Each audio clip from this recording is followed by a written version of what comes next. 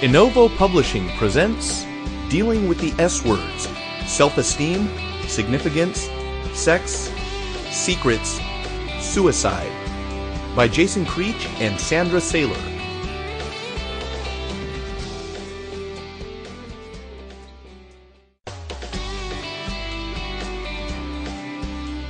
Let's get started. They had just left a wonderful Sunday morning service. My Aunt Susie and her family were enjoying a nice lunch with some friends when their 5-year-old son Dylan got everyone's attention.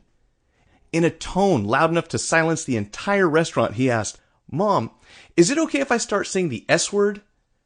In her "you're dead when we get home" voice, she said absolutely not. He said, "But Mom, I'll say the word holy in front of it." This is a book about S words, the don't go there words. The topics that get Sunday school teachers replaced and youth pastors fired. Through our time together, I want to address 5 S words: self-esteem, significance, sex, secrets, even suicide. These are topics we all have questions about. For some of us, we've battled with issues revolving around one or more of these words. Several years ago, I was watching a talk show one afternoon. The host introduced his guest for that day's episode. She was a middle-aged lady with a pitiful story. For the past 30 years, nothing in her life seemed to work out. First, there was a terrible childhood, followed by sickness, job loss, poverty, foreclosure, and then an unfaithful husband who left her divorced, broken, and suicidal. It was obvious this highly rated talk show host was about to bless the socks off this poor lady. Before he released his generosity, he asked her this question: "If I could give you anything, what would you want?" I'll never forget her answer. Sitting there crying, she lifted her head out of her hands and said, "Can you give me a new life?" All the gifts that Hollywood could offer would never be capable of fulfilling her request for a new life. Allow me to take a minute and explain why this book was written. A few years ago, a public school principal asked me to come to his school and talk to the students about self-esteem. One invitation led to another, and soon a team of people joined together and an organization now called Mirror Mirror was born. Now, over 56,000 students have attended one of our events. It's been an incredible ride. To involve the students, we decided to let each school pick one boy and one girl to participate in an extreme makeover. At the beginning of the event, 2 students are pulled out and taken backstage where our team hooks them up from head to toe. 1 hour later, they come out looking completely different.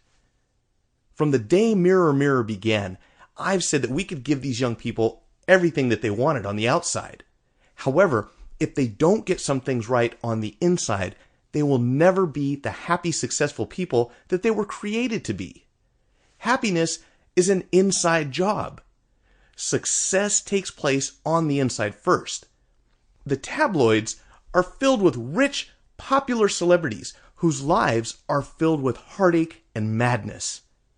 Rich or poor, popular or unnoticed, we're all looking for the same thing: new life.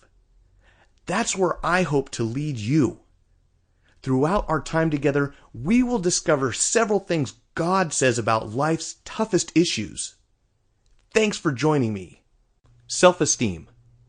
I've walked down roads of darkness, secrets buried deep, shame written all over my face, and before I knew it, I had given myself away.